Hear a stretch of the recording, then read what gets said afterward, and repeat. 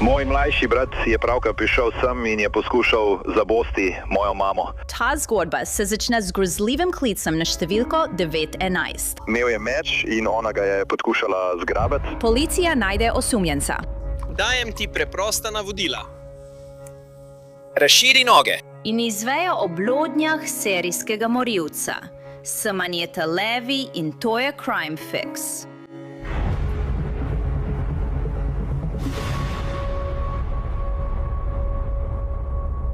Obstajajo nekateri klici na številko 911, ki lahko celo najbolj izkušenega operaterja prisilijo, da dvakrat preveri, kaj je slišal. Morda si mislijo, ali sem prav slišala?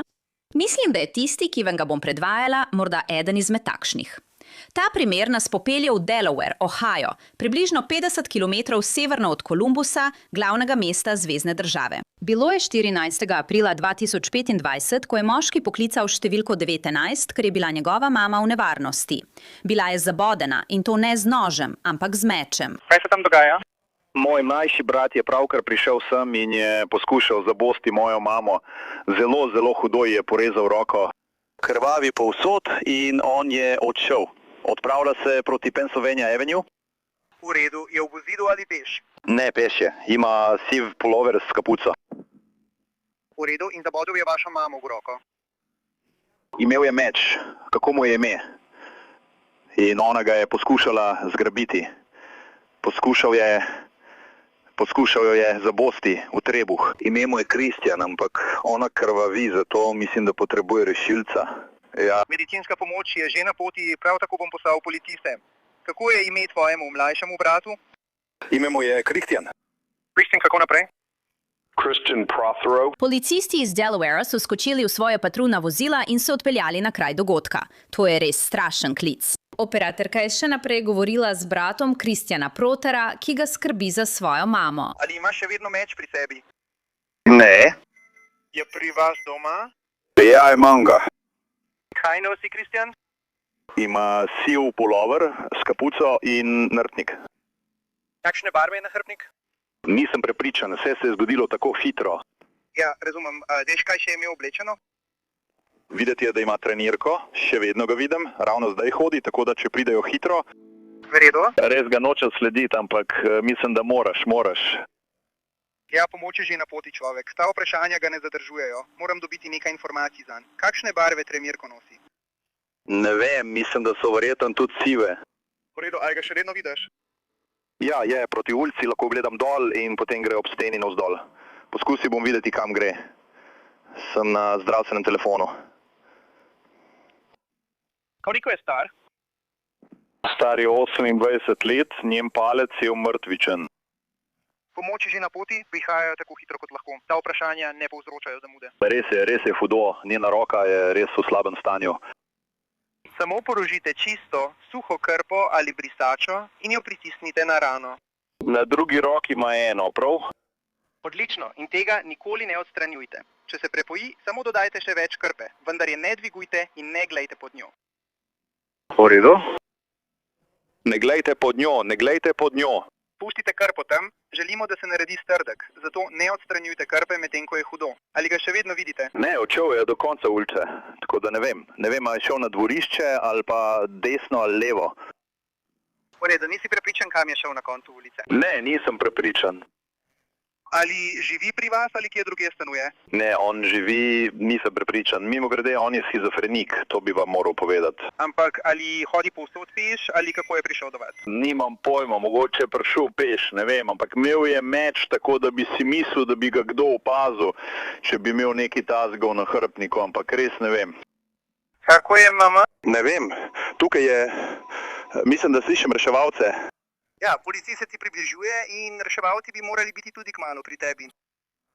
Kot sem rekel, pomoč je na poti k njej, da jo skrbijo roko. Fantje so že šli iskat svojega brata. Ali ima v bližini kakšne prijatelje ali koga, s komer se druži, za katerega veš, ki je blizu tebe? Iskreno dvomim. Če ga vidiš, bi moral pred hišo pripeljati policist. Ja, vidim ga. V redu, te bom prekinil zvezo s tabo. Moje ime je Daniel, sem na telefonu z dispečerjem. Nisi bil ubit s tistim zabodom. Ja, bom šel po njo, počakaj. Mislim, Potrebuje zdravniško pomoč, kaj ne? Ja, v redu. Njena roka je v slabem stanju. Policija in reševalci so prispeli na dom v nekaj minutah, vendar so morali najti tudi Kristjana Proteroja. To ni tisti tip, ne vemo, to je bilo kot... Kristjanov brat je dispečerjem povedal, da je Kristjan prišel v mamino hišo oborožen z mečem in da ima shizofrenijo. Nadejo Kristjana. Tam je.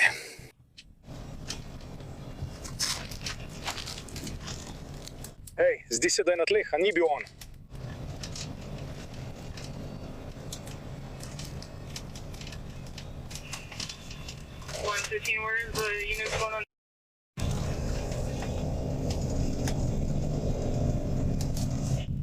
Proti sovjetskim koncu. V redu, ni več v priporu. Lahko popraviš. Star je 21 let, razumem? On je samo.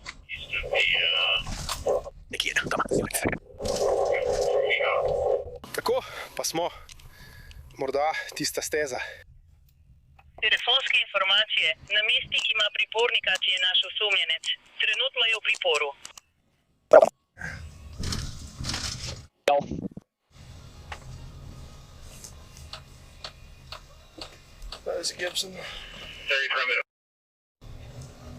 Sprejeto 331.124 ste sprejeli, da je osumljenec v priporu za namestnika številka 29.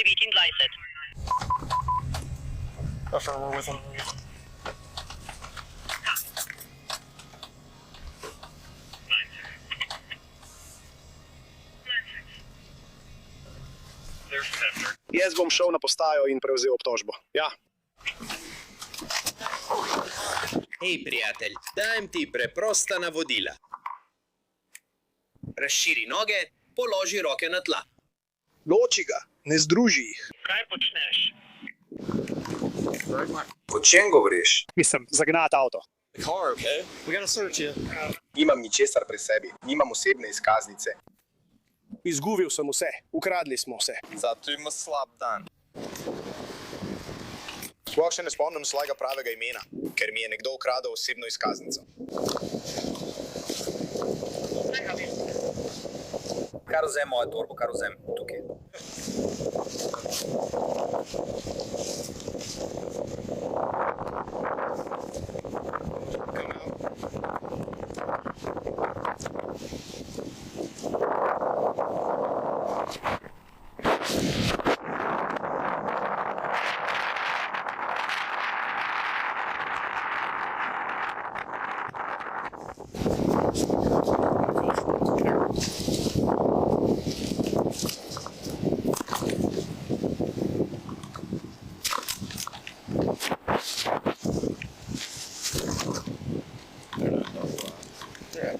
Tisoč 429 odjava.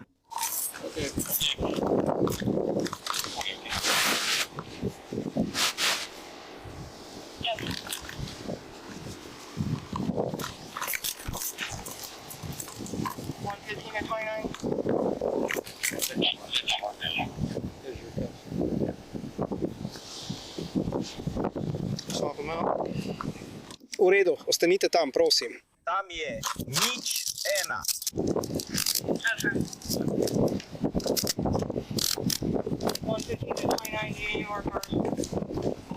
Trenutno je noter. To.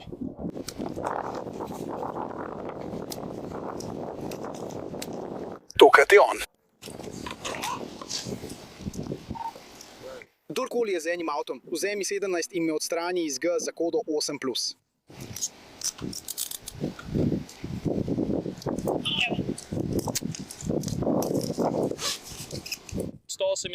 En avto se prijavi, bomo v bližini. 11, 2, 4, 33 smo pripravljeni, da jih gremo preveriti, če potrebujejo ustreznejšo dobo. Ja. Ni za kaj.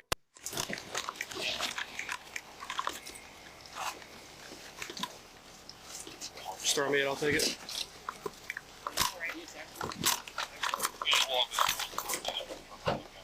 Ali veš, da si nekdo poškodoval na progi? You want a fresh start?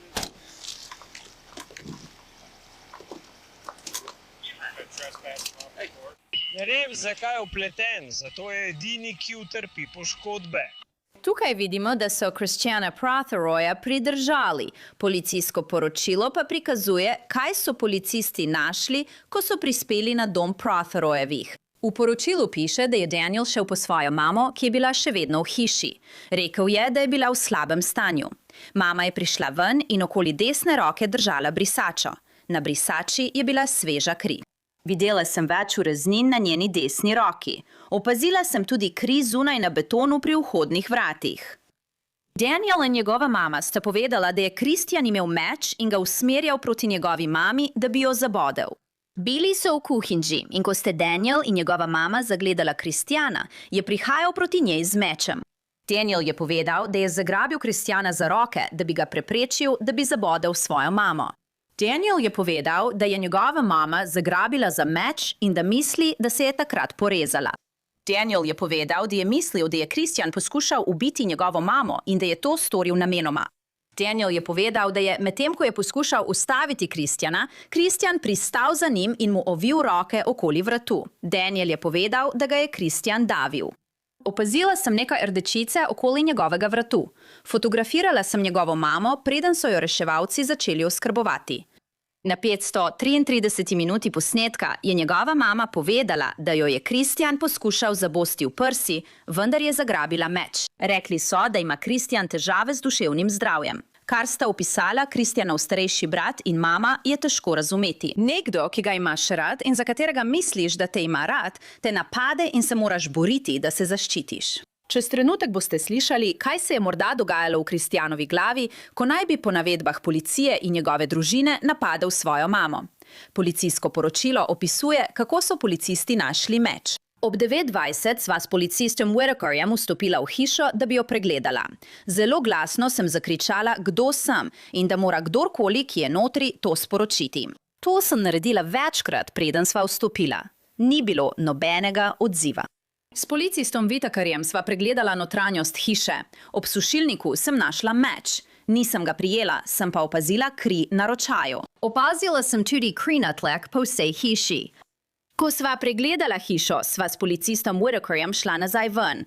Nato sva pregledala še samostoječo garažo. Mama je že odšla z reševalci. Daniel je bil še vedno tam. Kapitan Jason Flynn je bil na kraju dogodka in je varoval vhodna vrata. Nato je bil čas, da zberemo informacije o napadu za preiskavo.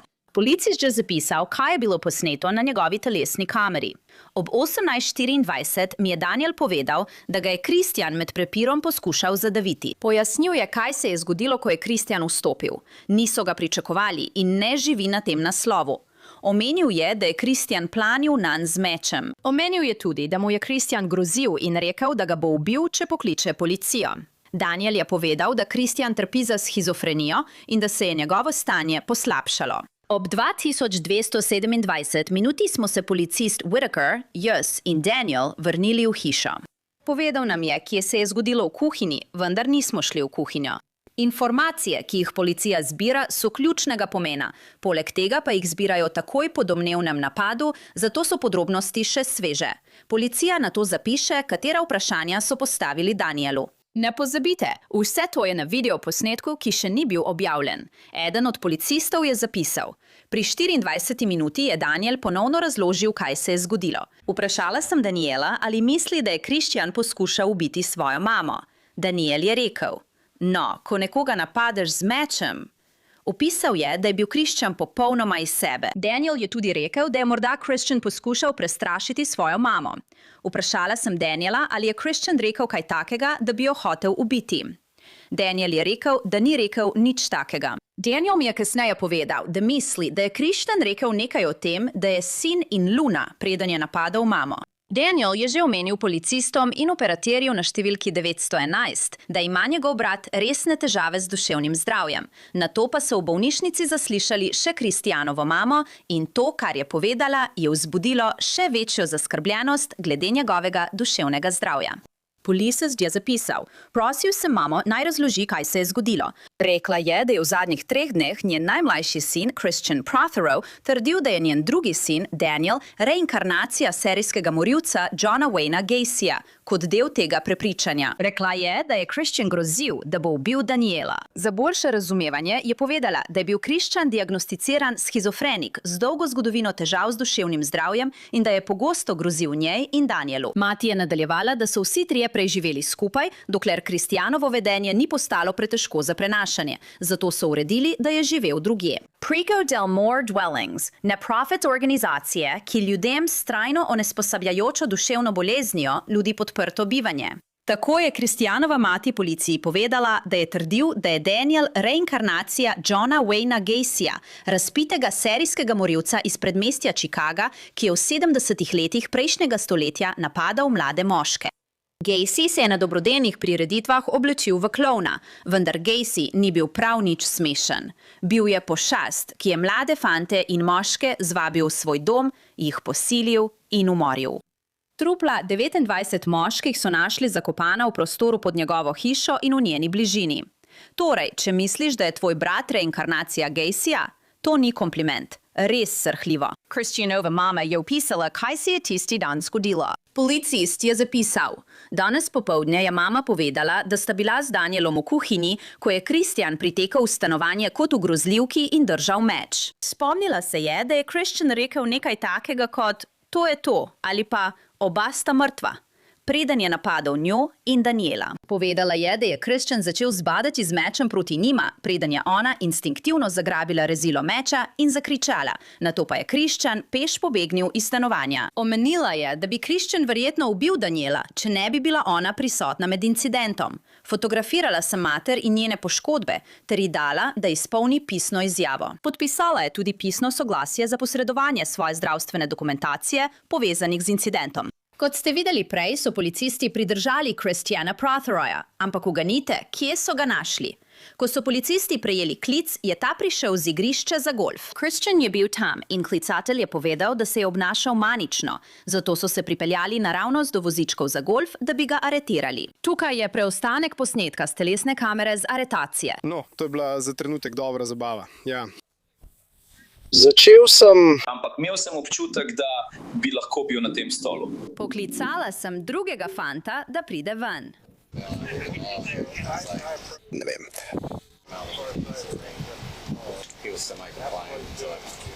Ne vem.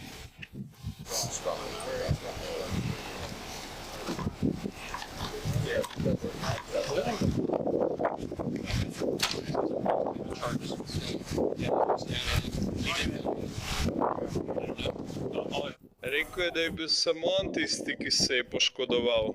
Ne vem.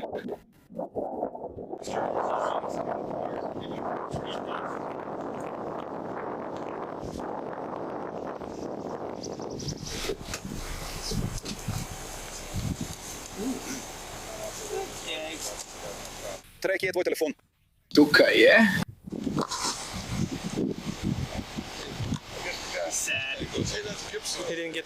On je žalosten. Čas. Nimam pojma. Noče, da bi ga ta pes tukaj zadaj udaril. Si šel po enega, da ujameš tiste golfiste? Oni so tisti, ki... Vas kličejo. To je... Kaj lahko? Tudi slišim. Mislim, da bomo prišli tako daleč na sever. 911 je verjetno videl tega tipa. Tega tipa so napadali, ampak je na ledu. Pred 5 minutami sem bil v Huduli. Vsi smo bili tukaj. Christian Prothero je bil aretiran in obtožen enega kaznivega dejanja hudega napada in enega kaznivega dejanja hudega vloma. Njegov primer je bil določen za sojenje februarja 2026, vendar je bil ta datum preklican, ker je Christian Prothero priznal krivdo za kaznivo dejanje hudega napada, ker je napadel svojo mamo z mečem. Sojenje ni bilo potrebno. Ta primer je bil povsem jasen. Sodnik je Christiana Prothera obsodil na 2 do 3 leta zapora. Priznali so mu 303 dni, ki jih je že preživel v okrožnem zaporu. Prothero bo upravičen do izpusta aprila 2027.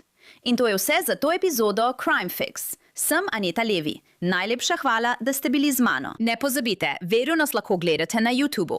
Lahko nas tudi gledate in poslušate na Spotifyju, zato nas spremljajte tam. Se vidimo tukaj naslednjič.